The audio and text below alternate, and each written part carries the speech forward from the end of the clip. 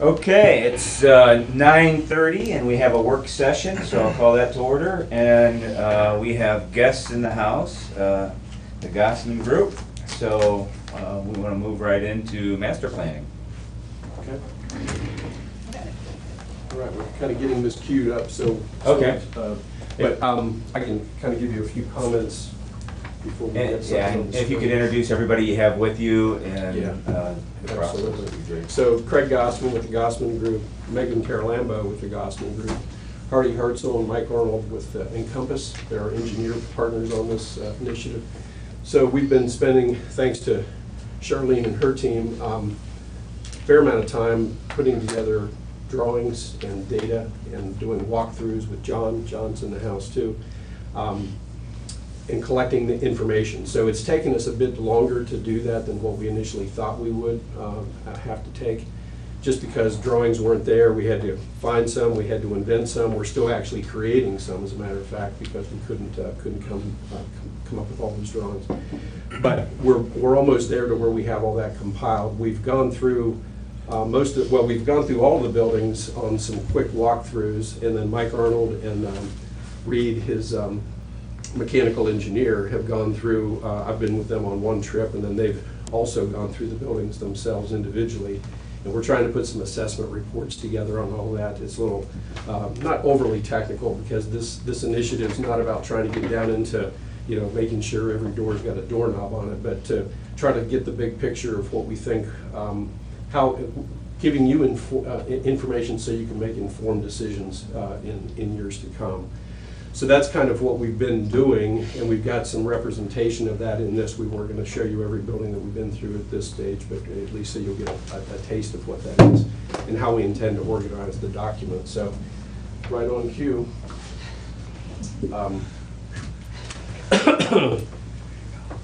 And I think, this is kind of an open question, but I think I know the answer. We had this conversation before. The comprehensive plan is going on simultaneous to this. And we're going to want to take some of this, our report and our work, and put it into the comprehensive plan. That's what I assume. Okay. So, gotcha.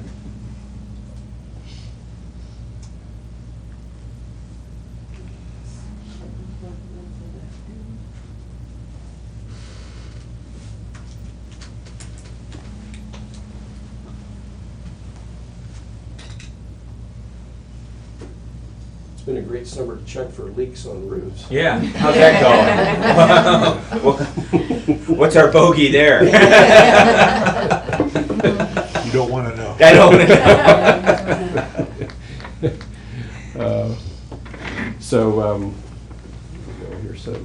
Yeah, that gives us.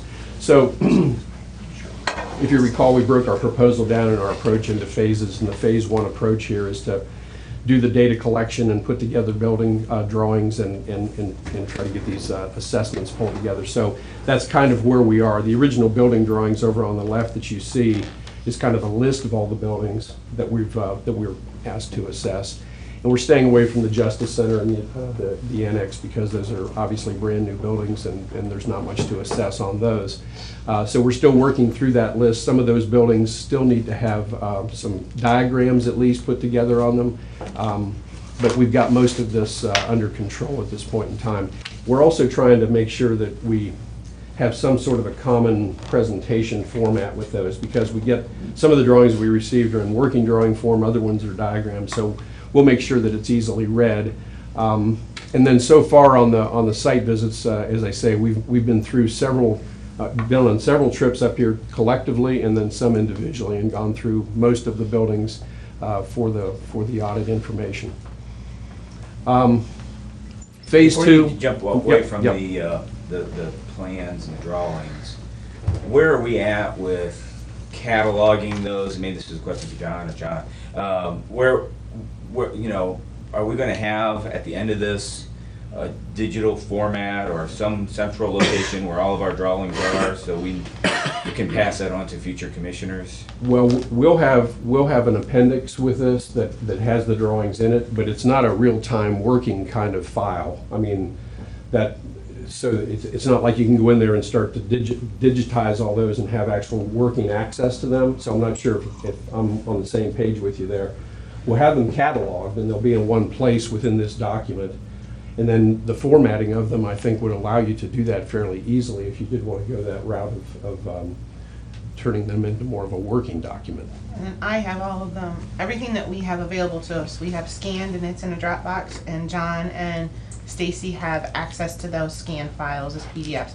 You can't go in and move walls and stuff in them, but you have the actual PDFs. Part of this process is just cataloging what we have, and I want to be Yeah. able to have that in a format where we can pass that on to future generations of commissioners. Mhm. Well, I think the document will have that capacity.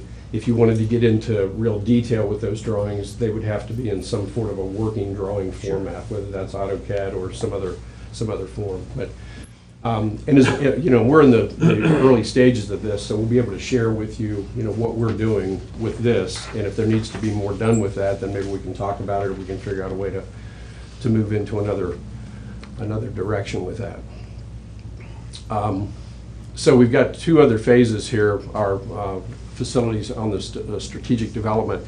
What we want to do is take all the information that we've gathered and collected and start to do some analytics with that, whether that's in making architectural recommendation or mechanical recommendation or even planning recommendation. We've got some things to share with you on that as well. The document itself will be, as we've kind of always thought, broken into categories and different chapters, and we were looking at these two appendices. We were thinking one document at one time, but it's a lot of data and a lot of information, so we're going to have individual building inventories in Appendix A, and then the Appendix B would be the original scanned documents that we've been talking about here.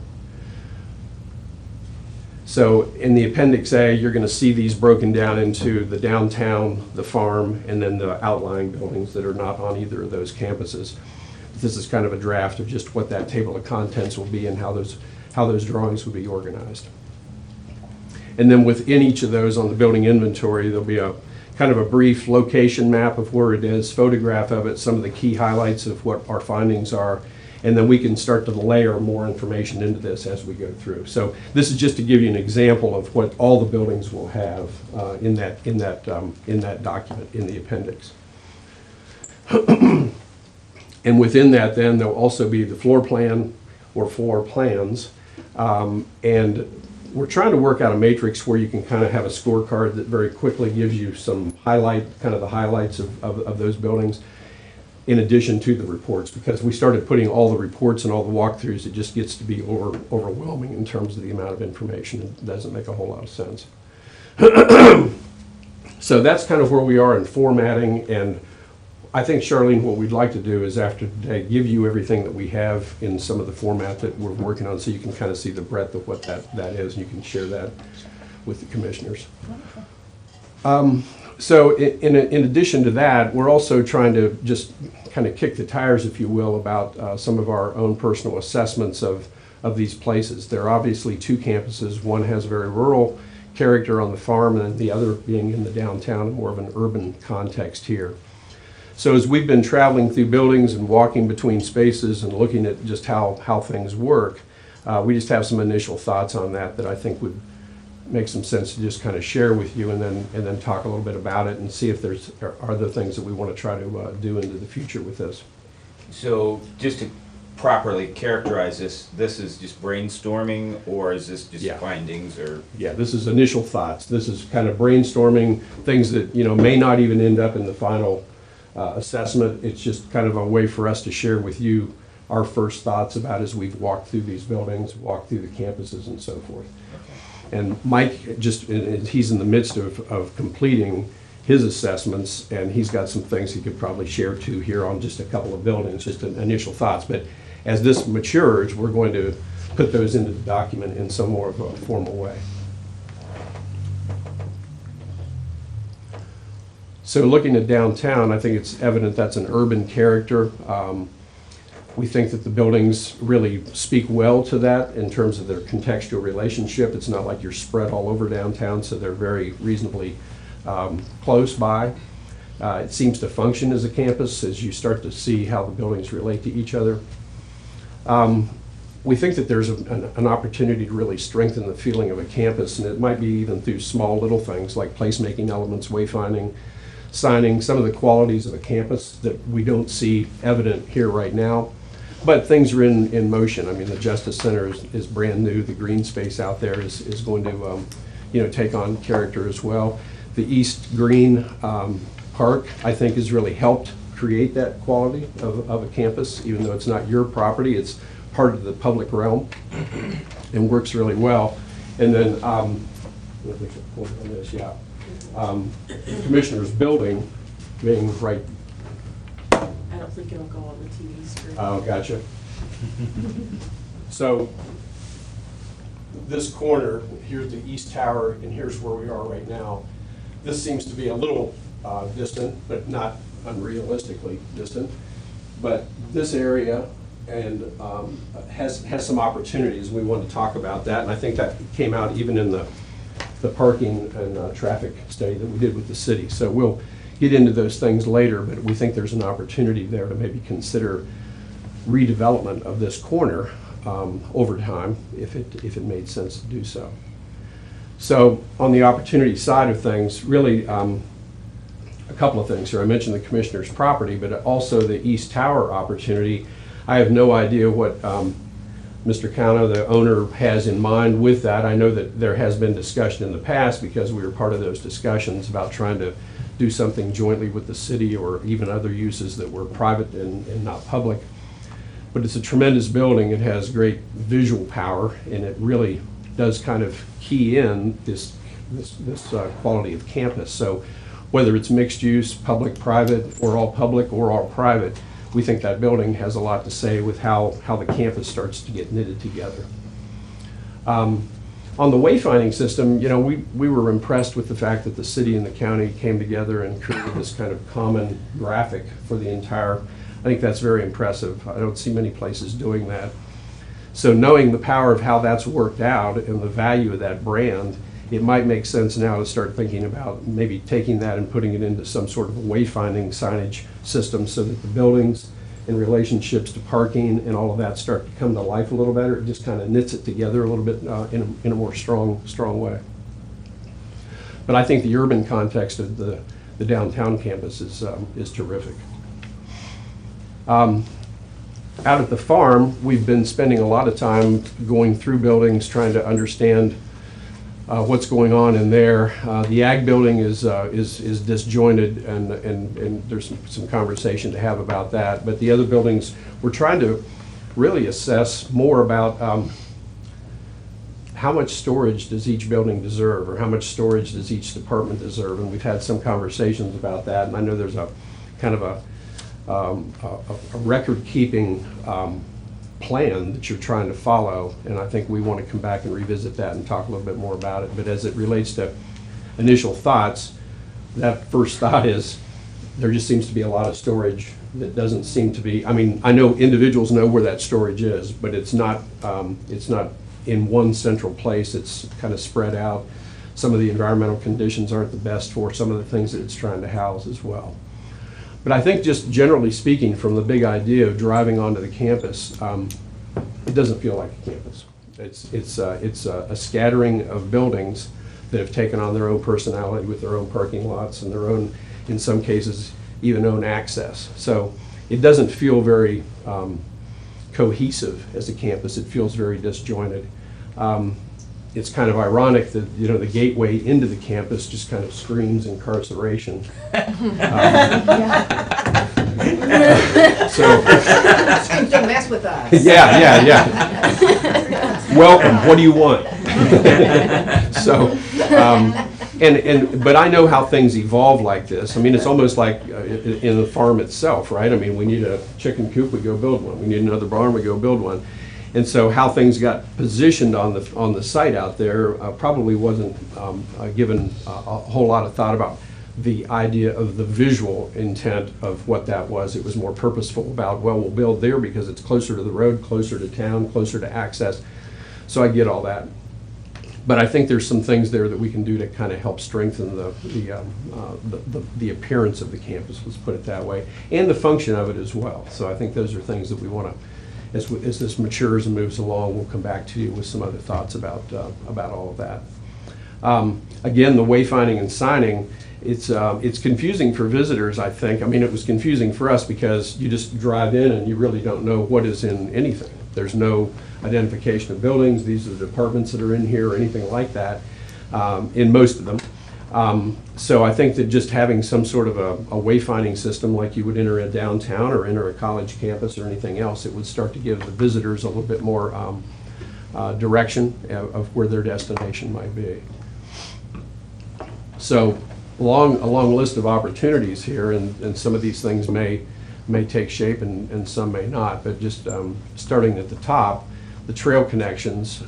We've talked about trying to connect for the bike trail and moving back into where the Potter Cemetery is and connecting under 224 over to St. Francis and letting that trail network come right on through the campus and connect into other broader bicycle, not trails, but bicycle routes on the roads.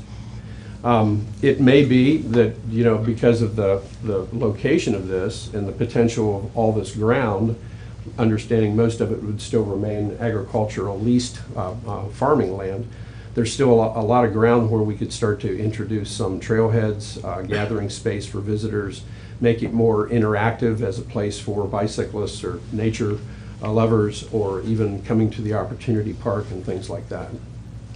There's been talk about the expansion of the park, and we think that would be a tremendous idea as well. And then on the ag building specifically, and that's more kind of this is a high altitude discussion here, but our assessments kind of lead us to believe that, first of all, it's a highly inefficient building. There's a lot of open space in there that's just not being utilized. But it's very confusing in terms of navigating through it and things of that sort. And it's got age, and so the question is, how much money do you put into a building to kind of bring it up to speed versus maybe considering relocation of those services to a new facility and then recapturing that building for other use or that ground for other use. I think when we've started having conversations about that as a direction, the TB hospital kind of by association was kind of in that same general conversation, that maybe both of those buildings need to be considered to, there's a higher, better use for the space and to relocate those services. We're inclined to think that, at least because of the size, scale, and it's an absolute perfect example of Greek Revival architecture, that stabilizing that building, keeping it for potential rehab into the future might make some sense. I don't know what those uses might be.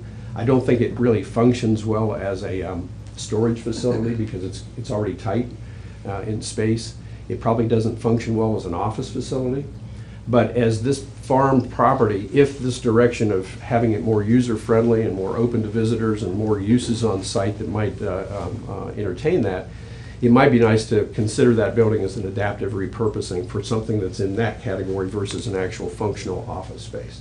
But that's a conversation for another day. I'm just kind of giving you our first thoughts on it. The former Youth Services Center, which is now being used for storage, we think is it's not bad as a storage depot. You can get some more efficiency with storage in there. You could probably even put another modest addition on it as years come and let that become more of a centralized storage facility and bring the storage that's kind of scattered around the campus. And I'm talking document storage. I'm not talking about, John goes around ever so often and all of a sudden desks and chairs and file cabinets just kind of appear and he's got to handle those. I think that's not the kind of storage I'm talking about. That needs to have some sort of a plan to just get out of our lives one way or another, because it's stuff that's probably not going to get adaptively reused into other offices. But in terms of record keeping, I think that building is sound. It's a good facility for an actual storage depot as years go, as we start to consider more storage on the campus for that. There's an opportunity, I think, with a lot of the open land that's around 224 and that wraps around the campus, to where maybe some of the agricultural practices that are out there in either through Ohio State's Extension Service, which is there obviously, or your own thoughts on this, to where maybe there's kind of some demonstration plots. There's all kinds of things in the way of sustainable agriculture that these plots could project. We're bringing people in for more of an educational opportunity, maybe an interactive opportunity. And this comes to I've said it a couple of times here already, these are decisions that you would have to make about how open does this campus become to those kind of activities, because with that brings a lot of other people that are not on the campus for just the businessing aspect of what's going on there. So does the campus want to have more of a visitor friendliness with the bike trail coming through and Opportunity Park and treat it as an amenity space versus just a pure businessing place? So I think those are conversations that we'll have to determine what might make the most sense. But you have a lot of open land that could really, just like behind the state building across the road, there's you've got the little pollination kind of plot that's over there. That's really, these are the kind of things that I'm talking about, whether that's sustainable farming technique or solar and wind or agricultural practices that are going on perhaps through Ohio State, where you could start to demonstrate those on the property and have more of an interaction. And I know you've had those things going on right now with the farming community already in some capacity, but I think there's an opportunity for this to become kind of a learning laboratory, if you will, on the farm for those kind of things. So we're starting to map all of this and make sure that we've got this keyed into to the big plan. There seems to be, again, this disjointedness here that is kind of represented by it's almost like a dumbbell plan when you think about it. One dumbbell over here and here, and then in between. And the in-between is obviously the engineer's facility. And he's got great organization. All the buildings are clean as a whistle, and he's doing his own fabrication, casting his own concrete. I mean, it's a real work, and it's, I think, just a real exemplary facility. But the way the way this is all mapped out, we've got the ag building over here is kind of it's kind of an outlier to all of the detention and incarceration that's on that side. So it doesn't really fit that mold, whereas on the south side of the campus, to the left, we have more buildings where there's more interaction with those buildings from visitors and so forth. So the ag building's kind of off the island, so to speak. It's in its own place over there, those services, not the building, but the services that it houses. So one approach might be to consider building a new facility on the south end that takes all the services in the ag building and relocates them over there. Then everything on the north side would be the incarceration, detention, and then access to the barns for the lease out for the farming.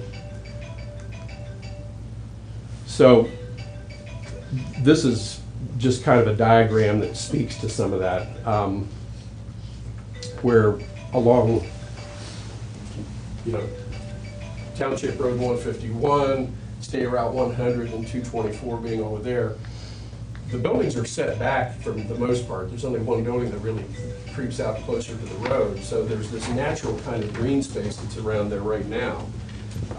One of the reasons that we're talking about maybe some of the sustainable plots and doing some things for demonstration plots is that there's a lot of lawn to mow out there. There's just a lot of grass, and it's not really benefiting anyone at this point in time, other than the fact that it's green grass and better than asphalt.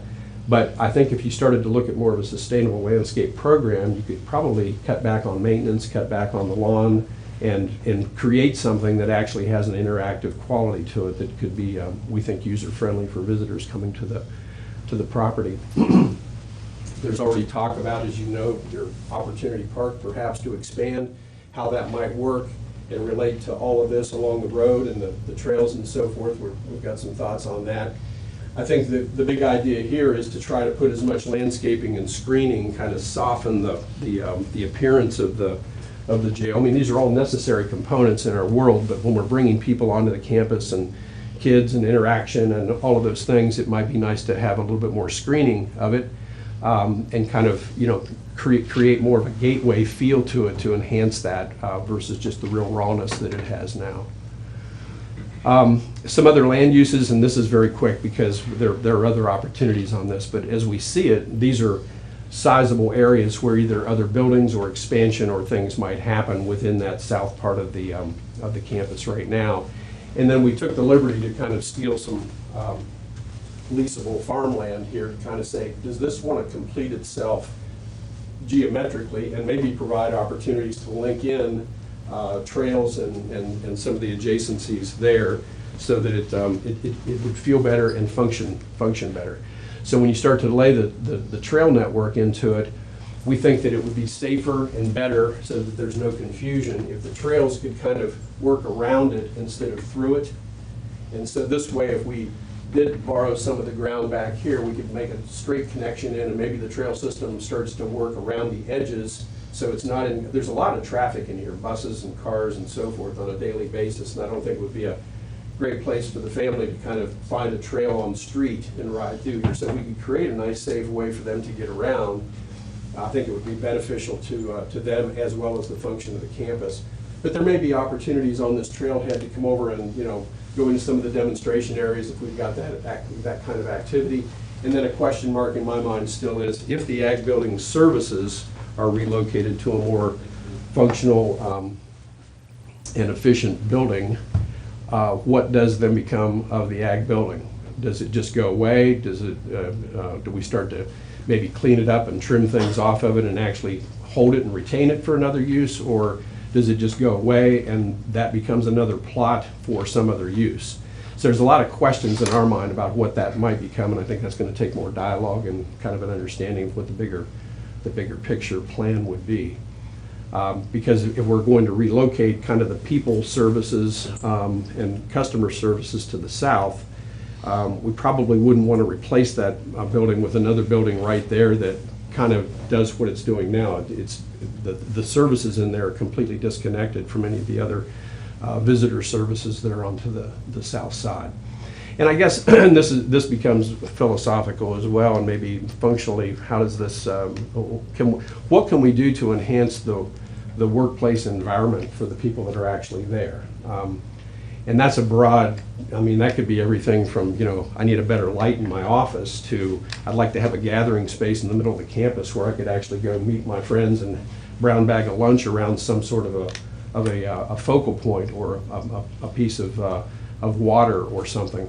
The urban campus, you don't have to worry about that because there are all kinds of options here. You can walk to the restaurants, you can go sit on the lawn, you can go down to East Green. Out there, not so much.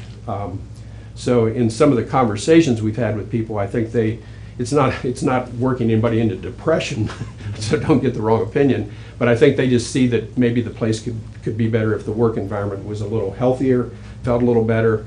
It's, you know, I feel good about going to work there, not just to do my job, so to speak. So that's philosophical and broad, and we need to have more conversation about if we're going to start thinking about moving buildings or taking advantage of some of the land use opportunities, before we just do what we've been doing, which is just, okay, well, let's go build another building that seems to take care of that. We want to think through what's the quality of place, what's the opportunity of the quality of place that we could enhance and really bring the whole campus up, not just build a new building and drop it on the campus.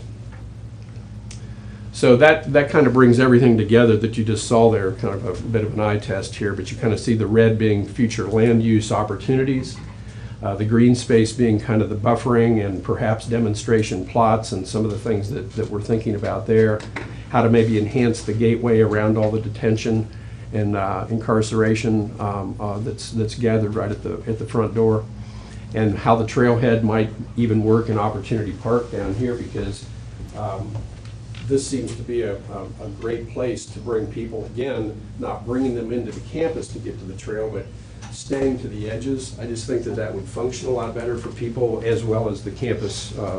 And you know, we can't ignore in today's world security, and I think this would be a better way to kind of treat that, to let the visitation kind of happen as a ring around it versus being scattered throughout it, if that makes sense, and then let the campus still kind of be the primary function of the internal parts of the campus be for the businessing aspects of what you all do on a daily basis.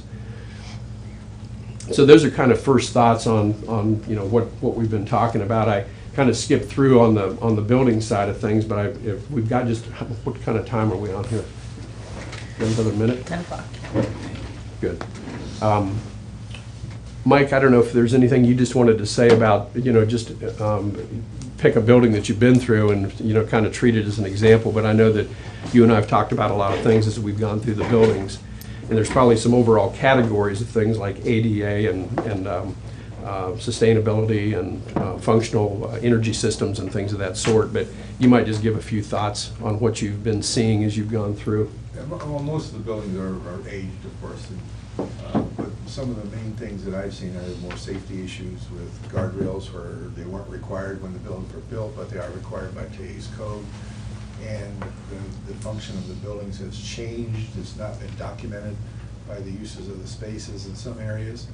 And they have areas that they just built the stairs here and threw a 2x4 up for a handrail, and that was it, not taking into consideration the risk that goes along with that to the county. Liability, yeah. So those are some of the primary things that I noticed. And space usage seemed to be, as you said before, when something came up that needed to be moved someplace, they created a space for it. Yeah. And it was done at the time to be most efficient to satisfy the need, but there's a lot of open space in a lot of buildings that could be more efficiently used. Yeah.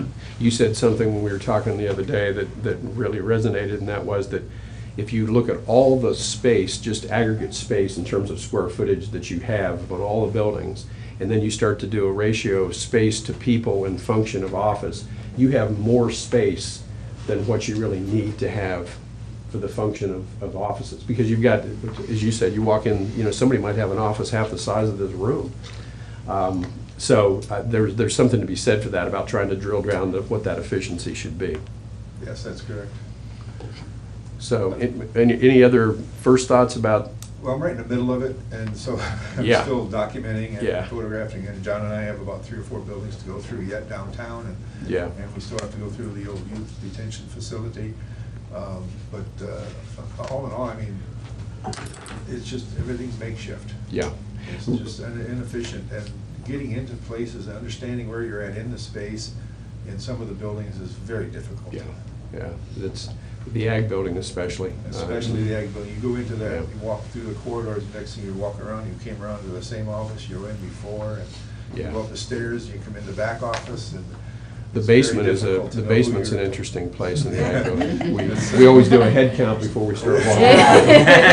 It's a real venture down. Great. So, I didn't see anything on the emergency services building, the public safety building that's at the fairgrounds. I Right. think they had mentioned at one point, That's an potentially, outlier. yeah. yeah, getting it out of the fairgrounds, not sure if or where or when, but I didn't hear Yeah. that being mentioned. Yeah, it's on our list. The two that are not really on these two campuses are that and then the museum also. So those are kind of off both campuses. But we've had some conversation about the emergency service building and the fact that it probably should find a better home just to have easier access to it and not be in a confusing kind of campus, especially if the fair's going on and so forth. But we're gonna have some recommendation on that. We didn't have any drawings on that one, right? We just We just got them. Yes. Okay. I did not have I was there. Perfect, okay. But I'm glad you mentioned that because neither of those buildings are on a campus. So any questions? That's kind of an overview of where we are at this point in time. There's more data that we could put in here and share with you, but this kind of gives you a better sense, I think, just of how we're going about it.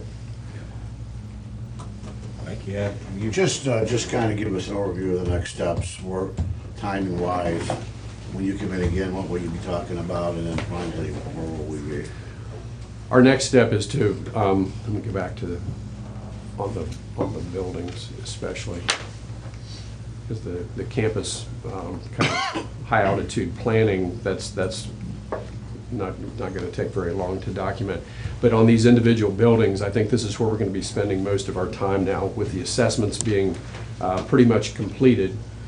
We will now go into more detail, as this example represents, where we will have each building presented like this, along with matrix form of a scorecard in terms of what we think the hot buttons are for any kind of need for renovation or just some we're kind of putting it into the strengths of the building as well as the challenges, and we'll come back with that. So hopefully when we come back we will have all of that work done on all of the individual buildings, and that piece of it will be completed. And then we will also have our campus thoughts on the master planning, if you will, of the farm property and the urban context here. We'll have some more thoughts on that. And then at that point, I think we're going to, and we'll share that with you. And then from there, I think we'll try to put into perspective. We need to spend a little bit more time with John on budgets, capital budgets, and your budget as it relates to replacement, and try to get a handle on what the economics of all that represents today. And we've seen some of it already, and some things just jump out at you when you look at the cost of utilities and so forth on individual buildings and what that means to the economics. So from that new package of information I just described, we'll then start drilling down into more of the economic profile and how that would match up to your capital budget, and maybe that allows you to make some better informed decisions as time goes on about where you want to put your money. In other words, do we want to renovate? Do we want to replace? What can we do to make this place better, et cetera? So like from a Gantt chart standpoint, we're talking about each of the buildings and their needs, et cetera, an assessment 60, 90 days from now? Yeah, we've pushed this out about 2 months because of the lag time that we had to pull things together. So we're thinking sometime in the fall. I don't know now what the timetable for the comprehensive plan, and is this, do you need critical information from this to plug into that? Okay, so I didn't want to. Yeah, we're looking towards October, November for comprehensive plan. Everything seems to be coming to an end at the same time, which is great. But October, November area for that. So I think it's just minor information from you that they will maybe want to gather, but not anything where we need the solid plan. And these are kind of their individual babies, and then they come together. Yeah. And Okay. Holly, did you have any thoughts? No, I think the questions I was thinking of, I think have been answered, is, the timeframe of how things are gonna come together, and that, again, this is a sampling. Yes. This is not, just kind of, we talked a little more about the ag campus, the farm situation out there versus, we're not looking at the RTA, we're not looking at. Right. I mean, as I view as probably the most critical building in the downtown. Yes, that we have, that's right. closely followed by county services. Yeah. So.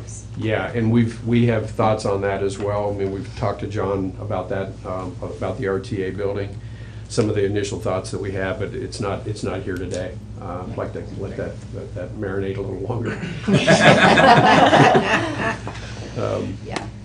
So I guess I have a question for all of you. With the information that Craig has presented today, would you feel it appropriate that you get some time to marinate on these thoughts and just this idea? And I'm sure they can email me the PowerPoint so I can send it over to you guys for you just to kind of reference back. But would you like to have an individual phone conversation with him to, like, after you've looked it over, that each of you could give him a call and say, hey, these are some of the thoughts we had. I'm just trying to make it so that you have your input. Yeah. And you may not have to do that as a conglomerate, but you may need to do that individually so he and his team can have some idea of where you're thinking, what you're thinking. Mm-hmm. Yeah, I think that's appropriate, Dave. Okay. Craig's very available, so. Yeah. Yeah, you've all got my number, and I'm like Walmart, I never close, so call me. Call me anytime. He's not available Saturday afternoon though, right? Sunday? Sunday afternoon, yeah. yeah, that's right. I put my performance hat on, and my band's playing over at the East Green on Sunday. That's gonna be fun. So yeah, back to John, I just want to say he's been really helpful in getting us into buildings, giving us backstory on buildings. It's been a great interaction so far, but I think when we get into this next phase of kind of trying to understand the economic issues surrounding all these buildings, that we'll want to spend a little bit more time with John on those budgets and looking at capital budgets as well in terms of what you're putting into that pot now to try to take care of things. And then we also want to try to measure just proportionally, as counties go, there's kind of some relationships of numbers between size, population, demographic, square footages. We want to try to see how we stand, as kind of a measuring stick on that. So that's something else we're trying to move towards. Craig, wouldn't Yep. you agree that, and again, touring the buildings, and John very aware of record keeping, your record keeping of records back to the 1800s up to not Yeah. only county stuff, but law Yeah, records and stuff is a huge part of this, and It how is. they're preserved and taken care of. We saw building after building that had different boxes and yeah. this. And someone knows what's in the box, we assume, you know. Right. Or is the box even needed? Right. That's the other thing Right. that we don't know that. And I think that's, you know, that's certainly something we can comment on, and we can maybe help, you know, determine what the methodology would be, but at the end of the day, that kind of becomes a housekeeping thing that departments and department heads and others have to come to terms with. I mean, it's an easy, I'll say excuse, it's easy for someone to say, well, by law, I have to keep that. Well, wait a minute, for how long? And under what method? Does it have to be hard? Could it be electronic? What are the options for keeping that information? And is some of that information perhaps in better hands in a museum kind of situation versus actually storage in your facility? We're working in Loveland, Ohio right now, and their museum has taken over that kind of responsibility. They've got it in safekeeping, and the people want to come in and do their genealogy research. They've got instant access to it at the museum, and they're not really having to bother the municipality with that request. So Yeah, Craig, I think that there will be a real distinction between an archival center and a Yes. storage facility, right? Right. I mean, we want the HVAC to be a lot better in the archival Right. center and that kind of thing, so. That's exactly Yeah, right. I do think we need to think in terms of really keeping the important stuff. Yeah, some of those out at the TB hospital are just phenomenal.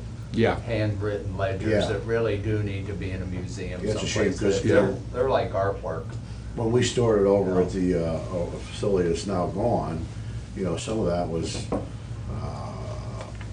it was starting to fall apart. I mean, Yep. literally fall apart. That's what some of this Bindings stuff were is gone. doing That's also. just sad, so. it is, yeah. Hopefully, we do come up with a solution. Okay. And I think there's a relationship too with the Ohio History Center, right? They've had some Yeah. chime in on some of that, so Right. we'll try to sort through that. But that's archival, to your point. But desks, file cabinets, old lamps, you know, chairs that the casters are gone, or the seat's gone, or the arm's fallen off. I mean, you said that you fill that one barn up pretty much through the year, and then at some point, off it goes. When it's full, it goes. And it's, And that gives everybody months to think about whether they can use it or not use it or whatever. We do take other departments through there looking for Yeah. file cabinets and chairs and stuff like that. But after so many months, yeah, it's gone. yeah. So we've got to figure out the distinction between what needs to stay, what can go, and let's not let storage turn into hoarding kind of thing, you know? So, more on that later. Any, John, did you have anything else for us? No, I think we're leading down the right path here. Okay. You know, start at A and end at Z, and, you know, hit our bad spots first, and, you know, strongly consider what we're gonna do with those buildings. And, you know, in my world, it's, you know, utilities and stuff like that, and furnaces and buildings with 7 furnaces, and, you know, and they're all different, and they've all been put in at 5 years apart or whatever. So that stuff just totally inefficient, and Craig's group is seeing that, and that's where they're gonna go with this. Yeah, we have an engineer that's been going with us, and he's putting together kind of a report on each building's mechanical, electrical system. That kind of will give us that perspective, and to John's point, you've got everything from residential grade furnaces in one building to a completely high efficiency boiler system in another building. So it's not a one size fits all, certainly. So we want to try to sort through that and see where some of the efficiencies might be in the future. Well, thanks, John, for all your hard work on this. And, you know, we've had great staff taking care of these buildings for a long time, working on a shoestring. So, you know, getting the resources behind them with a plan is going to be beneficial. Thank you, Charlene, for coordinating all this effort. It's been very helpful. Yeah, she runs a good ship. Thanks. A little crazy, but we run it. And of course, you know, the genesis of all this is, you know, the strategic planning, the work Mike and his committee did on buildings and grounds. So to see it start to come to full circle and have a good document is really going to be helpful for the long term. Good. Long after we're gone. Okay, well. All right, thank you. We gotta get on the comp plan. So I appreciate Thank you it. very much. Thanks for coming up. Let us know what you need. Sounds good. So, comp plan. We took a stab at this a couple weeks ago and decided we needed a little more time. And we've coalesced around some ideas and some comments. Jimmy, are you prepared to make those? I passed it all on to Charlene, she can. Okay. Everything's been passed on. So Jimmy and I spent the majority of Monday morning together from your comments that were given to him. And we brainstormed and thought and worked through it and kind of went through some other things that were given to us throughout this whole process, because we're taking into consideration everything from the whole process, right? So we do have some questions, and we can't, without you present, we can't read your mind. And sometimes we don't even know what you mean. Yeah. So we're just gonna ask.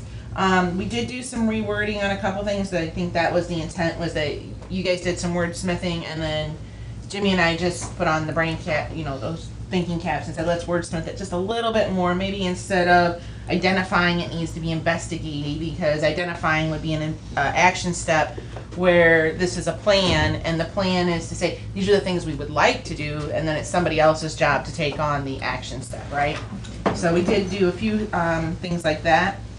We do have a couple of weird things, and Jimmy hopefully will help recall my brain as we work through it. We had one, it was 1.2.7. It said assist businesses to improve their use of technology, and there was a change, just a new rewrite to determine the rewrite was determine common technology issues that are holding companies back from expansion and assist them to improve that area. So we were kind of wondering, do you feel that new rewrite is more of an action step versus a priority? Because to me, it sounds more like an action step, where if we're saying that maybe this just needs to be rewritten to something of some other rewrite. I couldn't think of it then, and I really can't now. But there needs to be some wordsmith to it, because I think the rewrite was more of an action step. Didn't you feel that way? Yeah, and I guess because we took this feedback and we were trying to make some tweaks, and I think language is important, but we need to determine how specific or how general we need to be on each of these. And so in this example, I think Holly, I think you might have written this one, kind of a potential rewrite about the technology issues. Can you speak to that a little bit, if you can remember? Give me a little more context, what's that under? I don't have any It is under strengthen new and existing companies, industries, and clusters that show the potential of encouraging economic growth and job retention, with specific focus on key existing industries such as advanced manufacturing, agricultural, food, and industries. Okay. Wow, that's a big sentence. Yeah, this is underneath that, right? Yeah. And can you tell me what it said before without my edits? Assist businesses to improve their use of technology. So it seems like you wanted to hone it in a little bit, make it a little more specific. Yeah, so maybe it is more of an action step. Okay. We We can wordsmith it a little to make it a little more like what you had rewrote, but to take away the action part of it, if that sounds good. No, that's fine. You cool with that? Fine, yeah. Okay, so Jimmy and I can work on that one together. Let's move down, and I don't know if you have your matrices or not, and today probably isn't a great day that I can't speak well. But we're going to move down to 2.1.9. There was a request that was encourage building owners to consider creating upper floor residential when renovating downtown and commercial structures. And then there was an ad that says based on market data and economic conditions. And we kind of felt that was inferred, and I'm not sure whose ad that might have been. We're like, yeah, that's kind of an inferred, isn't it? When you're talking about developing that, but we're asking you because we wanna know your thoughts on that. I agree it's implied. You agree it's an inferred? I don't know who Because, I wrote it. mean, you don't wanna say develop your second floors if you don't have a market for it. Yeah, but you it's don't wanna. kind of inferred that you wouldn't do it unless they have the market, right? Right. That's what I'm thinking. Because I'm thinking we don't have to dictate to whoever picks up this is gonna know enough to know that you don't do that without doing your market studies, right? Okay, so we're good there. Okay. Just, again, we did just minor wordsmithing of like continued versus this, or encourage versus that, or explore versus this, and those were minor ones. Support our current EMS structure. Ooh, we did have that highlighted hardcore, and we had a big one up here. So objective 2, I'm not sure who did, so I'm just going to say you as a group, had an ad to recruit retail development that is in demand or absent from our area. An in-depth community survey is needed. So, I'm not sure what that means. What you were thinking. I don't know who did that. And that was under objective 2. I think that might be me. I think the point would probably, again, action step, is Big that, you know, we action talk step. about needing to recruit and so forth, but what does the market want? You know, does the market, you know, want clothing, does the market want more restaurants, does the market want shoe stores? I mean, I think it was just probably along the lines of more of, again, probably inferred, what it makes you Sure. don't, yeah, Okay. that, The survey is kind of material to figuring out what, we need to identify first what those things are, so. yeah, I mean, this is a long-term plan. And whether somebody's looking at it, you know, next week or in 2 years or in 10 years, Right? instead of it getting updated again. Isabel, do that. Just put it out there. Okay, so we'll go with that one. We did do a few that maybe needed to be split up, or we took your comment, and it might have been linked directly to the potential action, and our actions are more different than an action step. And it almost seemed like they needed to be split out and just add a separate one. So we did do that and kind of re-wordsmith one and add another one. It wasn't anything that affected it to say this makes it bad or this isn't what you were generally thinking. It was you know what, you can't get that point across putting it all in one. You need to put it into 2 separate steps. So we did that. We have under provide full-time countywide paid EMS and ambulance services. This is under 3.54. First of all, that is beyond all of our control at this point in time, and that's an action step. And I think that was an agreement in the rewrite. The rewrite was more of a support our current EMS structure and explore ways to become more efficient. We want to make sure that you're still okay with that. We know this is a hot topic. We want to make sure that as we're moving forward, we rewrite that to be more of a support than a do it. Yeah. So that's a good one. 3.55. This one was support churches and other community gathering places. The rewrite was maintain a presence of spiritual facilities. I need more on that. That's why we highlighted it. Right. We were like, we're kind of like. Well, I think, think about the word support. What does it, in the original text, what does that mean? You know, does that mean, you know, be a cheerleader for them? Does that mean write a check for them? What does it mean? So I didn't want it to be too, because I think that, I'm sure I'm one that comment on that. Didn't want it to sound too specific, and I also didn't want to not to limit it when you say churches, and I think spiritual takes into the context of all forms of religion and types of religious centers, locations, things that a community may need and or have and continue to want for its citizens. So So I guess it was all in the word of support and what really that meant, and then again, the broader spectrum of the spirituality versus. could we change maintain to encourage? Would you be okay with that? Or would that be okay? Mhm. Because then if we go into broader text, then you're saying maintain, then I'm worried about, oh, are you gonna have to maintain the, Right, okay. Right, 3.56, ooh, that booger just needs wordsmith. So 3.56 and 7 are pretty large. It's all about, Before we leave 3.5. oh, sure. I had an edit where 3.51, it's increased countywide health and healthcare specialist service, including mental health. Mhm. I wanted to pull mental health out as a separate potential action. We got gigged in the health assessment. One of the things that diminished the quality of life perception in Seneca County was perceived access to mental health providers. And so I want to pull that out and have it be in a specific action step. We did. Yeah, we did that. That's why we passed, because I wrote everything that you just said down. Okay. And we made that change, so you're It's good. okay. We're actually getting to that change Yeah, for if we you. skipped it, I understood what you meant. Sorry. We already Yeah. made the Let me change. put Yeah. my soapbox down. Your soapbox is I was great. like, you're reading like word for word what I wrote right here. This is crazy. Yeah, and so what we did is we actually pulled that out and we added a new action, potential action under there, and it was to increase countywide mental health and recovery services and awareness.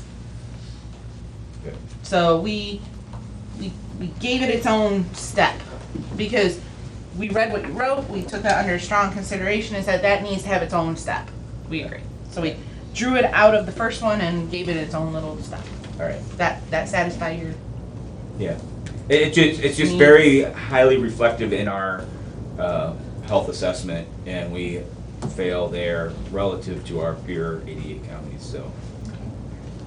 So we've got it in there. And then what we did do is on 3.53, there was asked to specifically mention some programs. So we said promote safe communities utilizing neighborhood block watch and other engagement and protective services, programs, etc.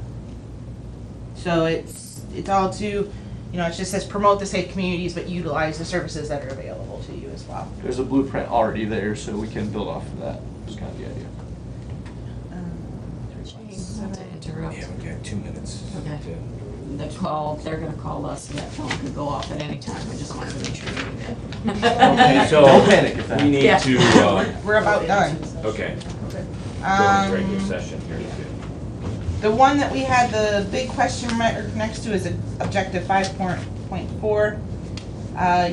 Somebody gave us the comment, this whole section requires more thought, some of the potential actions need to be developed further, let me know if you have any ideas.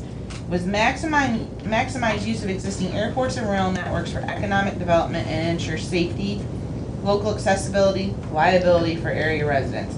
We just put a big question mark next to that because both of us were like, Seems like it's raining fairly hard. yeah, what in the heaven is that? You need to check our roof right now, Mike Arnold. Okay. I was okay with that I'm section, checking. I don't know. Check it, in this room it's okay. Check. I don't know what we need to do there, so we were kind of Yeah. just. Shane, I thought that was you. I thought you had brought that. Was it- no? I had a problem. Turned my homework in, it's all gone. 4.4 is something I think we need to. Did we? 4.4? 4.4, I think we were completely on board with everything we understood everything you said. What did you have on 4.4? Like 6. Which 4.4? 4.1, 2, 3, 4. Yes, we made, Now you're just saying numbers. Okay. yes, we understood your concerns there. Okay, what's our next step here? Our next step is we will be turning in all of your thoughts and everything to CT today. Okay. My goal would be this afternoon that I'll go in and actually type in your rewrites for you because, just be nice to you this time. Jimmy's already did most of it, sent it to me anyways, I just got me fixed. So we'll highlight it, send that over to CT. CT will then let us know if they need anything else. And then probably between this afternoon and Monday, myself and Isabel will start reading through what we've been given. And because not everybody chose to give us information, there could be some arbitrary thoughts coming from our office that go to CT. That was explained. And then we will ask CT to put this document together with all the edits and thoughts from our community, from our groups, and then we will have a new document to present to you to look through. Okay, Does that sound acceptable? Yes. awesome. Thank you very much Thank you for very your much. hard work. Thank you for your hard work. And we're out of work session. Are we on for Yes. board session? See if we It's can on keep a it roll. rolling. Look at you. All right, call this meeting to order. Please join me in the pledge.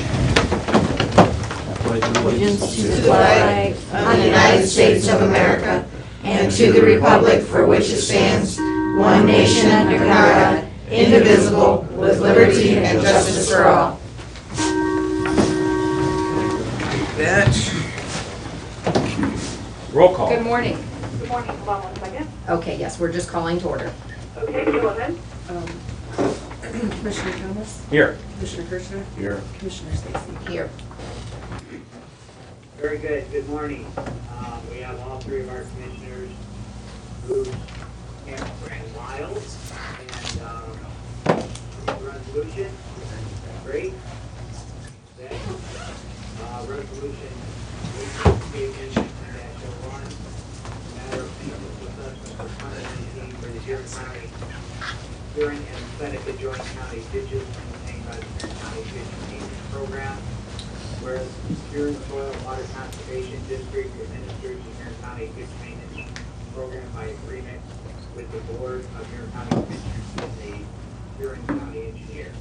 Whereas the 2019 ditch maintenance inspection report indicates certain work needed to maintain the ditches on the maintenance program.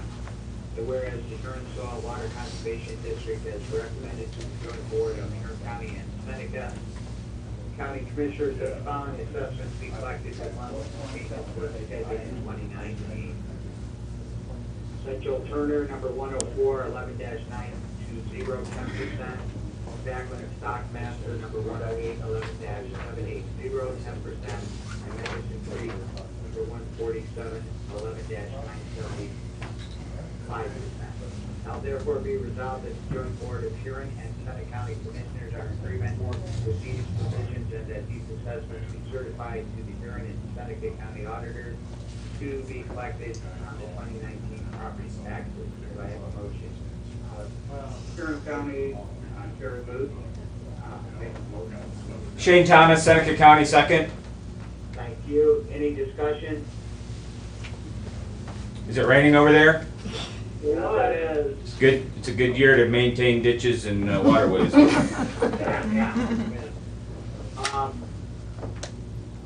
We'll go ahead and, Huron County will vote. Commissioner Booth? Yes. Commissioner Hens? Yes. Commissioner Wild? Yes. Commissioner Stacy, Yes. Commissioner Kirchner, Yes. Commissioner Thomas. Yes. Very good. So the motion passes. Thank you very much. Thank you. Thank you. Till we meet again. Have a good day. See you guys. Bye. Yes. See you guys. Bye-bye. Okay, well, that was fast. We're gonna finish up our housekeeping and then we'll do our guests here. So we did a roll call. Mr. Krishna, would you like to pray for us? Sure. Please bow your heads for a moment. Heavenly Father, we ask for your wisdom as we decide items that affect those people that we represent. We ask in a special way that you watch over those folks who are protecting our freedoms and their families. We ask all this through your Son. Amen. Amen. Minutes, I will accept a motion to approve the digital audio video recording of the previous board session from Thursday, June 13th. So moved. Second. Roll call. Commissioner Stacy, Yes. Commissioner Kirchner, Yes. Commissioner Thomas. Yes. Any adjustments? Yes. I have one thing, utility driveway permits for old business. Yep. Driveways.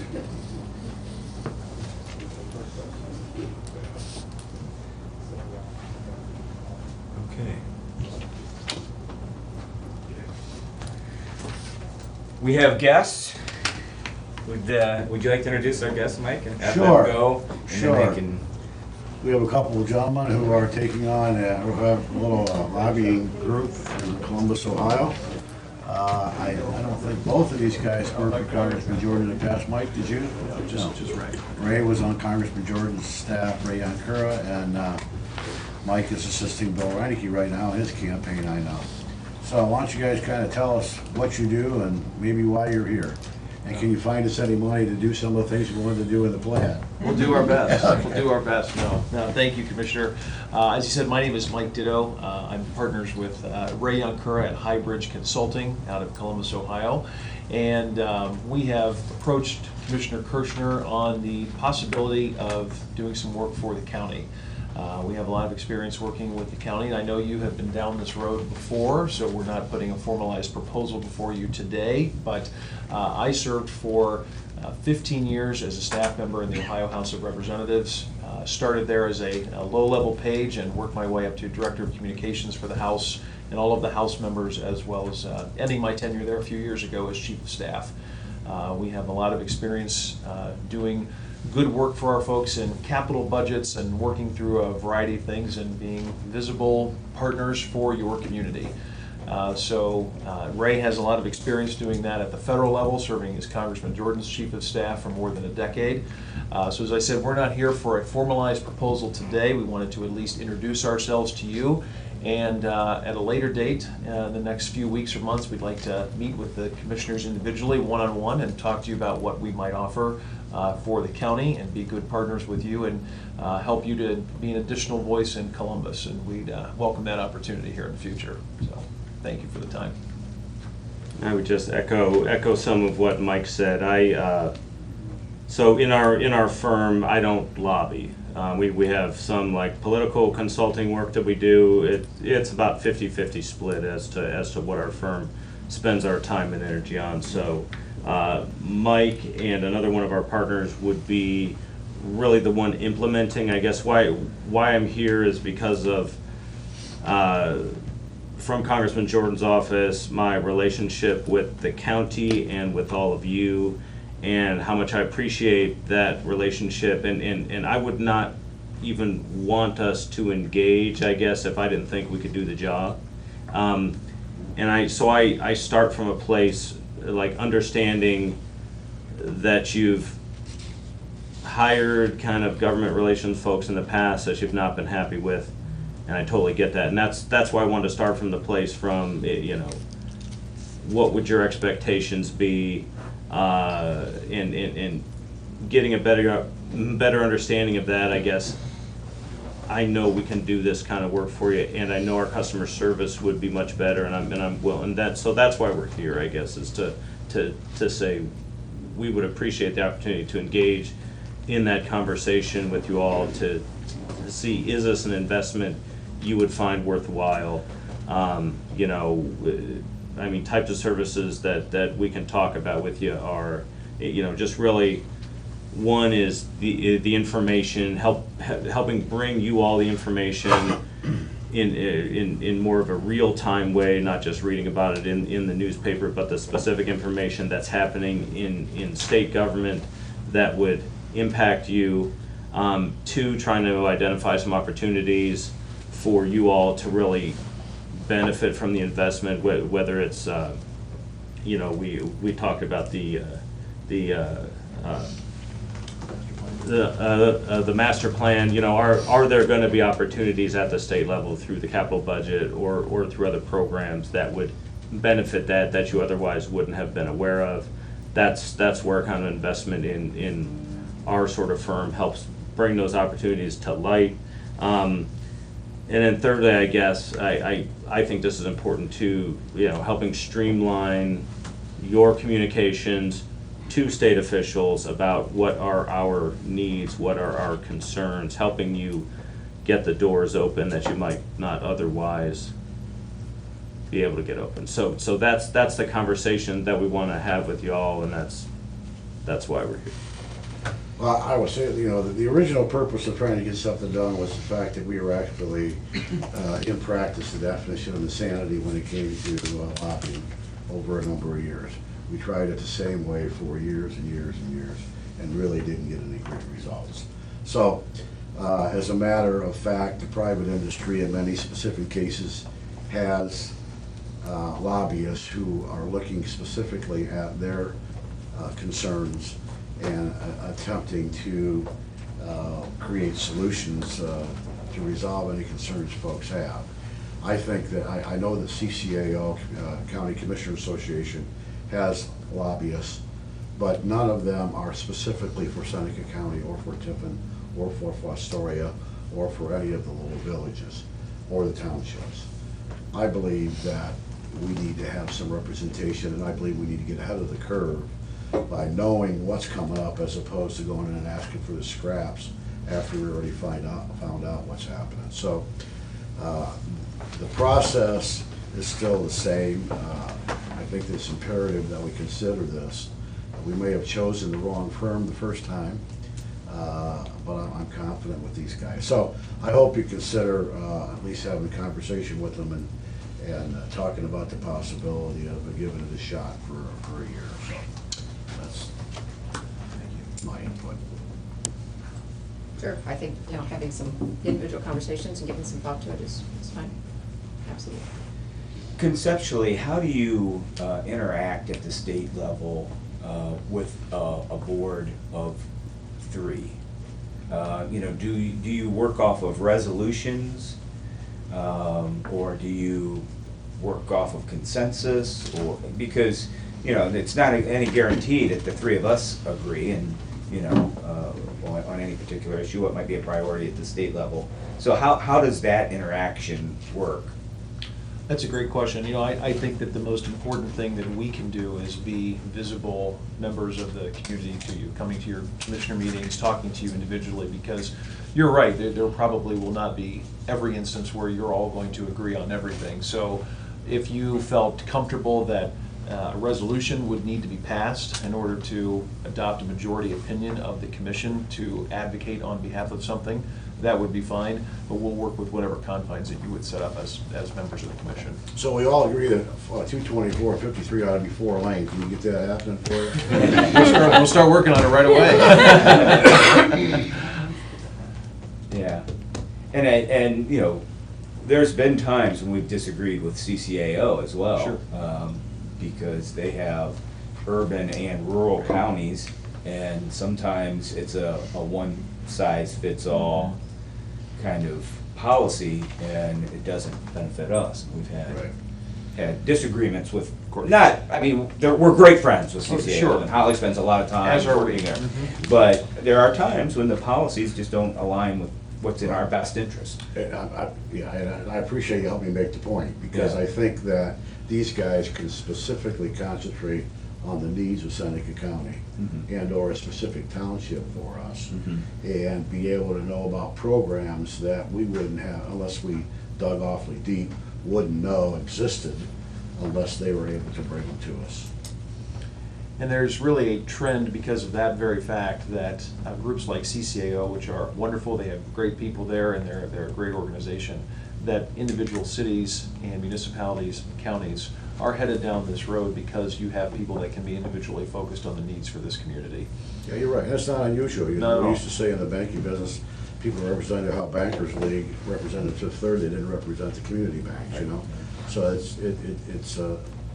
it's not a new situation. That's right.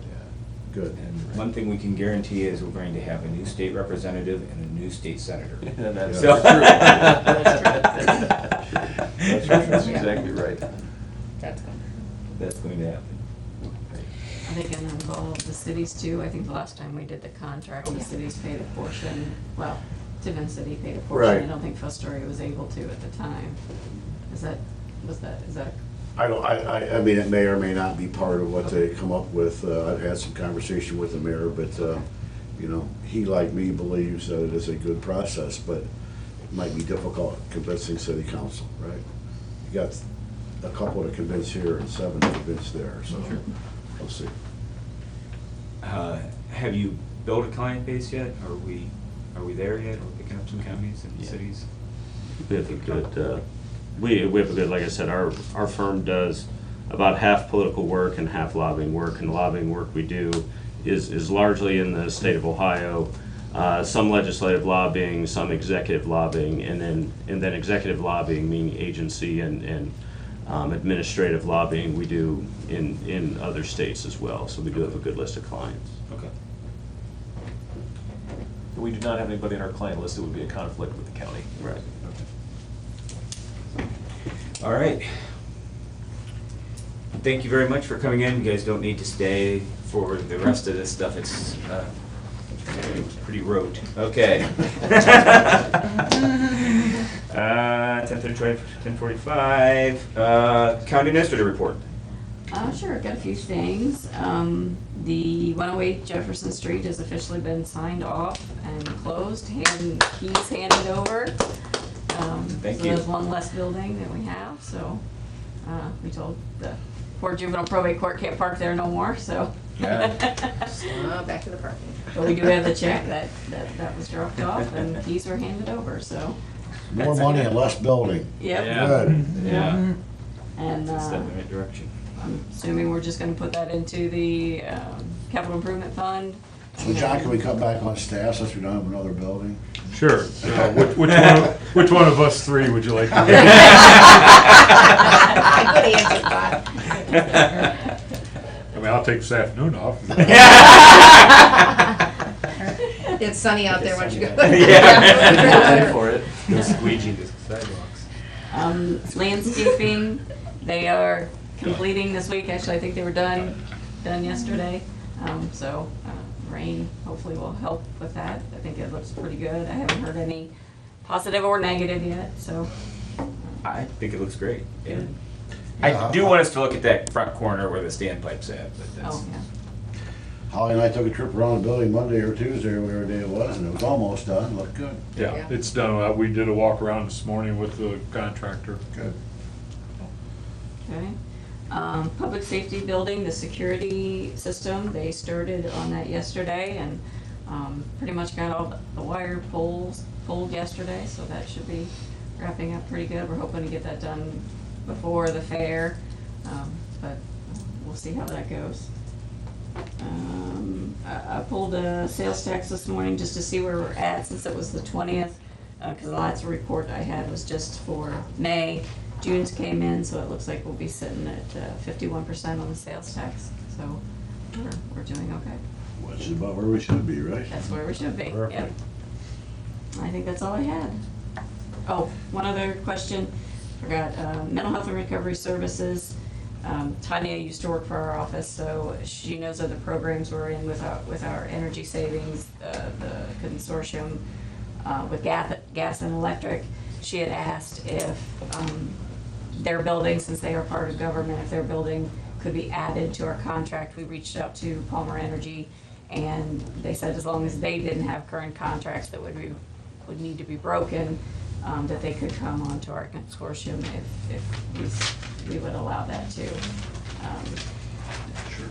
I don't know what that would. Not much of a building out there, but yeah. No, they would still pay all the bills. It wouldn't be, Right. our responsibility. It would be John's responsibility, but Palmer said that the companies didn't have an issue with us bringing that one on if that was okay. Okay. Thank you. Commissioner reports, Mr. Kirshner? Well, I guess just kind of bring you up on Tiffin Seneca Economic Partnership meetings. Got a couple of them since the last meeting here. The activity, both retail and industrial, is still pretty robust. We had a couple of bites on the spec building out north of town. People, want to lease as opposed to buy, and they're holding out for somebody that needs a whole 50,000 square feet instead of half of it, and somebody that's gonna be here permanently. Again, a lot of good activity with the universities. There is a ton of road work that's gonna be done Miami Street for the next 12 months. It's pretty much gonna be down. They're putting the sewer underneath first, and then they're gonna landscape it the way they are at campus, pretty much all the way down to Nelson Street. And as everybody knows, both Market and Perry Street are getting all the new curbs and all the renovations, and that's an ongoing process. And what's the name of the street behind Heidelberg? That's Sarah. Thank you. That's about finished. So Actually, it's not an alley now, it's a road. Thank you, Congressman Gilmore. Gilmore, yeah. Yeah. So. 12 years ago or something like that. Yeah, I guess the main thing is that the sense of the economic development, folks, is still very positive, and it's an upbeat, optimistic meeting. Holly? Okay, yeah, two things. Started looking at, as I mentioned a few meetings back, about the county bicentennial coming up, which is kind of spans the time frame of 2020 to 2024. So as far as what, we were with a cluster of counties recognized, and then until the actual chartering or what was official was 1824. So with that, looking at some things that we might get rolling, had a good meeting with the museum yesterday. Brittany Cook with the Visitor Services here has been with me on these, talking about possibly, we're on the path of developing a barn quilt trail for the county. Kick it off in celebration with this whole historic celebration, and then down the road, and we've got the time frame with that, to have the end goal by 24 be something that Visitor Services then has as a marketing tool and a destination thing for people to come to. Several other counties have these, as well as other kinds of trails. So we've had really good discussions, and as well with Fostoria's Visitor Services, because they've already have the barn quilts in the makings, and their goal is to a trail as well. So good things there, and Can stuff we put a moving quilt on on that. our barn? Yeah, put a quilt on our barn too. We could do that. Giant So guys. more to come on that. Looking at kicking off the concept of ideas, maybe with Heritage Festival this year, of what's coming next year. I guess So our anniversaries, did we decide when that is? 20? Yeah, in 1820. We were plotted. We were plotted, whatever the correct terminology is, and I told the two yesterday. I'm in the museum, and I'm out of my element here. Yeah, I right, don't right. remember history. Yeah. So. And It then was designated as a county. designated as a county, and then in 1824 is when we've got, like I said, The Board of Commissioners and actually truly functioned. founded. Yeah. And even then, we were still together with a couple of the counties for a while. So, and I think there was a whole group of counties that were 1819. So you see some counties already have done something with a logo. Shelby County, for one, for example, they've done some things. I don't know if they were 19 or 20, but it was groupings of counties, and that's all the history knowledge I got to share. So Yeah, I was just I leave unclear that about to the those timeline. who are good with that. Yeah. So like I said, it works well with the idea of this trail development Okay. aspect. You can't do that in a year's time. It takes time to build it. But anyway, I can tell you all about the one in Ashtabula County, but that's another story. It was a great find. My other update is I just came back this morning from Fostoria Economic Development meeting. 3 takeaway highlights just to mention that were said there. They have under their Jobs Fostoria effort that they're continually working on. They've got the Facebook and the web presence and all that. They have a new video series that they're working on. They've launched the first one, have 3 more to be done. The first one was focused on the medical profession, and in 3 weeks it's been up 31,000 views. Wow. So they are ecstatic over the fact of how it's going for them. The next one I think is manufacturing, then agriculture, and then I think it's a downtown, I think the last one is, I'm not sure of that. They mentioned the manufacturing showcase, which is obviously Fostoria and Tiffin, and all the whole county, is October 11th at the Heminger Center. And then Fostoria Economic Development, the Chamber Visitor Services, and their foundation are all gonna be moving. Their last leg of that, kind of being official, was feedback from the Economic Development Board this morning. They're gonna move into the Learning Center. It's an economic thing, it's a cost share, aspect, it's the working relationships of the groups together, and there was some good input on that and so forth, but their goal is Labor Day on that. And they are working on a community survey. Are they renting their current building, or do they own it? Do you know? They own it, they're gonna sell it. The chamber owns the current building. And so, so it's an economic factor there, as well as, like they said, there seem to be a great deal of, I don't know what the ratio is, of nonprofits in their downtown. Sure. And that doesn't bring people into downtown. They need the other forms of traffic, like we've got in Tiffin. Of course, we got a lot larger downtown, but, so, in it plays into that as well. But that corridor, their Main Street downtown, and then out to where the Learning Center is, and the Kroger, and all of that is all part of that historic area for Foster. That's it. I just got a couple things. A couple Fridays ago, I did the TCAP grant was up for renewal, and due to some paperwork issues, the renewal had to come in and get signed very quickly. I did sign that as president of the board. Just wanted to make you aware of that. We had approved it originally and a few years ago, and so it was up for renewal, and we're processing the paperwork. Typically, I'd like to bring that in here and have the conversation that we want to sign it, but it was a time crunch, and I wanted to accommodate the judges and the folks that were putting that together, so just. Good decision. And tomorrow, we have a parking committee meeting, and this is kind of, it's been a little quiet on the parking committee for a while, but I just want to make sure that we're all still on the same page. If I'm misinterpreting your positions, let me know. But we're not interested in building a parking garage at this moment. And we have abandoned the idea of doing something at the Calvert Line. Not unless there's, capital improvement money for parking garage. So I just don't want to misrepresent our collective view. I mean, anything's open to conversation, I get that, and it's subject to change. But right now, we're not interested in putting $500,000 into the Calvert lot or $5 million into the parking garage. Is that? I think that's fair. I mean, I think that if something can be worked out with the city, something can be worked out with the city over the Calvert area or some downscale of that, certainly I think there's a bit of an interest, but Not that number. not that number. 500 is the choking point. Somewhere below is. Yeah, the milk is tighter than 100. 5. Okay, I just want to make sure that we're on the same page. I don't want to misrepresent our view of that.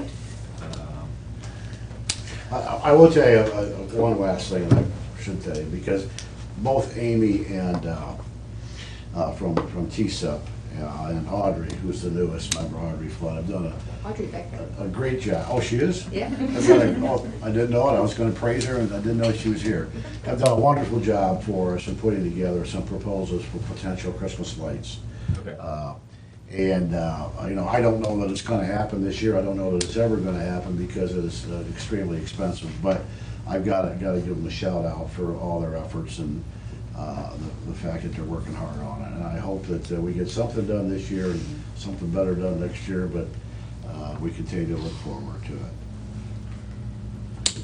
The only other thing is there is an OSS meeting tomorrow at 1 to discuss the future leadership of that. You guys are both aware of that. I think there is room for a conversation somehow to downsize OSS and slide it in underneath the conservation district here in Seneca County. We've got the space for them. We've got the administrative brain power. I don't know if anybody will be interested in having that conversation. I've had a high-level conversation with Beth, and she said she's open to the conversation, but it's obviously an organization that's hemorrhaging money, and it needs to find ways to downsize. So, just a thought. It's certainly worth talking about. Yeah. That's for sure. Okay, old business, driveways. Okay, under subdivision regulations, in discussions on review of all of those things with Charlene and company and all those folks, one of the things that had come up, and I just want to note that I think we ought to pick it up and move it on forward, was on that permitting process, those forms that come through. If it's coming from a township, they sign off on it, it comes to, it goes to Mark, comes to us, we sign off on it, it goes back. Consequently, because of schedules, townships meet every 2 weeks, we meet weekly, we lose weeks, months, before these things get turned back around, utilities as well as driveways. So, with conversation with Derek back in late March, he said we could adopt something that gave Stacy the permission to sign off on those, anything in question on unique, et cetera, she could make sure it came to us for signing, but otherwise, that's just some of the paperwork that we slide down, and we see that the people that know what's going on out there in that township and or from our, sign off on it, we sign off on it, and like I said, all we've done is delay the process for them. So I thought that might speed it up, said that we could do that. So I would like to ask Stacy to move forward with coming up with some kind of wording for us on that. And So, Amen. you're proposing that we streamline yes, utility and driveway regulations permitting process. and Yes, permits there we go. and reduce government bureaucracy? There we go, thank you. I like that. I second. Any other old business? Yeah, I think that would be great. Yeah. New business. We wanted to talk a little bit about the rain. So, Yes, we did. currently, there's some counties in Seneca County that are in the state of Ohio that are getting designated as disasters. We certainly have a crisis. The data's not in, as far as we can tell, to call it a disaster. Commissioner Stacy's done some research on this. Do you have? I just want to make sure that we're getting it out there. We're starting to talk about it, and there's Exactly. Yeah, lots of conversation, and I'm sure we will learn a great deal tonight as the township trustees all get together for the quarterly meeting, and we'll, hear a perspective. They're coming to the area where there's probably more crops planted in the entire county than there is anywhere else, and that's in Pleasant Township because of the soil types, the sand, etc. But we're blessed. That's a blessing and unique to those of us who live there. But you don't have to go far and you see there's hardly anything planted. You don't have to go far out of this county and see nothing planted for acres and acres and acres. It's a very historical weather situation, and it's going to be quite devastating. And everybody knows that, everybody's watching it. It's just that we're at that critical point until data is reported in through the Farm Service Agency, the USDA. Our local director, she is not able to make requests. She's lining things up. She's got the weather report. She's doing all the things she can, all the preliminary stuff. And as soon as enough farmers have reported, what they have been able to, they've been prevented from planting, those kinds of things, then she can't take it on up. What happens is they would make the request to ask the county if she sees that warrant to be designated for emergency, then that will allow the producers, a few different things can happen. There's also a separate thing from just the prevent plant, with some things they're looking at on the CRP ground, whether they can use it for forages. As I was telling the folks in Fostoria this morning, the trickle-down effect is pretty devastating, and it's going to ride out for a few years. When we think about what's going on in the entire state, and actually across the Midwest, but if you could factor in losing 50% of your projected revenue, when you've already got close to 100% of the inputs to do that already spent, you therefore can maybe keep those things, maybe return something, but you don't need to spend it next year because you didn't use it this year. So guess who loses next year? More immediate, direct is the livestock, because they can't make their hay, they don't have the forages, and they're very worried about where they're gonna have the corn to make their feed. So it's just all over the place, and then I got the suppliers and all of that. So more to come. The folks who have the wherewithal, the authorities, and the expertise are watching it for us, and we'll continue to see it unfold and see where we are. But we have registered our concern, our high level of Yes. concern with the FSA. Yep. That we are at or near an emergency level. Yes. And as a board, I think we agree that. Yeah, she was unable to come this morning because of meetings, but she said, I will note that you guys have called and asked and are wanting to know what's happening with it and are very concerned and have heard things. And like I said, she said, I've done my weather reports, I've done all my preliminary stuff that I can do at this point until I have the actual data by the producers coming in and telling me what they're doing or not, then we move forward, so. Well, you certainly have my encouragement to document anything you can on our behalf. Yeah. On this board's behalf, Yeah. supporting that decision.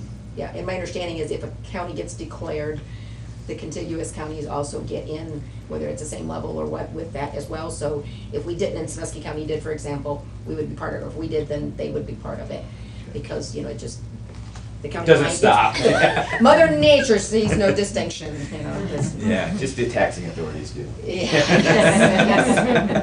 But this is an area where we could use some services potentially, because if this becomes where we don't just quite make whatever the emergency standard is on plantings, we may be needing to lobby Secretary Perdue or Congressman Jordan to say, hey, look, instead of 50%, it's 46% or something. So that's If we're close but not bad enough, Yeah. that's when we don't do our constituents enough service Yeah.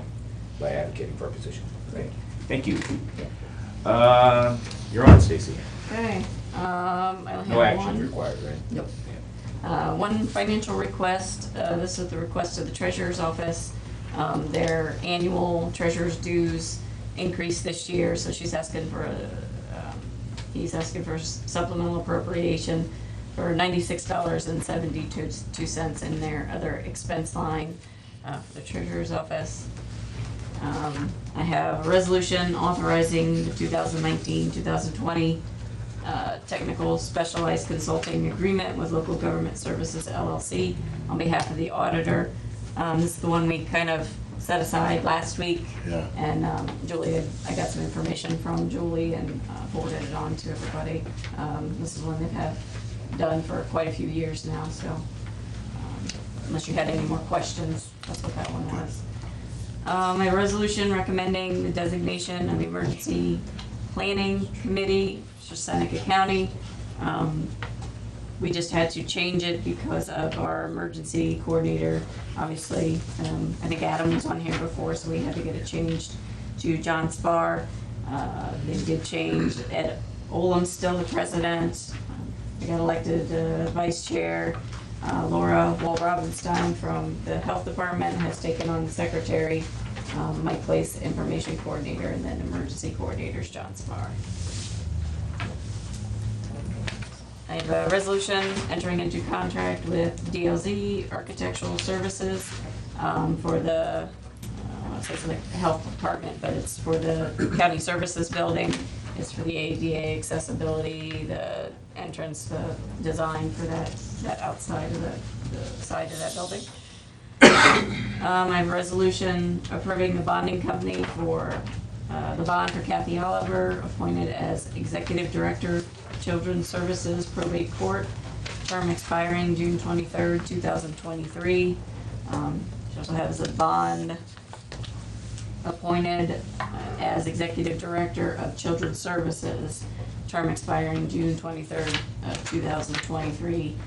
These two bonds were not included in that legislation that allows the elected officials to not be required to do bonding. Those were not part of that, so we still had to do the bonds for those positions.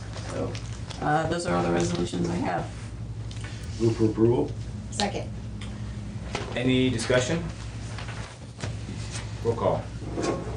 Commissioner Stacy? Yes. Commissioner Kirschner? Yes. Commissioner Thomas? Yes. Okay. We will do public comments, if it's okay with you, and we'll have a brief executive session. Public comments? Yes. I guess I'll just say about the Name and where you're from. Audrey. Rules apply to you, No, even though you're Audrey Flood from Tiffin Seneca Economic Partnership. The agricultural situation with the weather this spring is something that I've brought to their attention, and I've been having discussions with Hallie from the Extension Office about this. She couldn't make it today, but I'm going to bring her with me next week, and we can follow up on that a little bit, because we both are very concerned about the economic implications for Tiffin and Seneca County on that moving forward. So she's very interested in getting involved with your work on that as well. So that's just something that we're working on. And I also want to say that once our president and CEO is back from vacation, our whole team is going to come and give an update in the coming month or so. Just heads up. Thank you. Anyone else? Anything for the good of the order? How's gas, man? We're good. All good things. All right, I will entertain a motion to go into executive session to discuss personnel and pending litigation. So moved. For those reasons that we go to executive session. Yeah, I will second or third at this point, I'm not sure. Roll call. Commissioner Stacy? Yes. Commissioner Kirschner? Yes. Commissioner Thomas? Yes. We don't expect any action out of executive session. you're more than welcome to stay, but we anticipate only adjournment.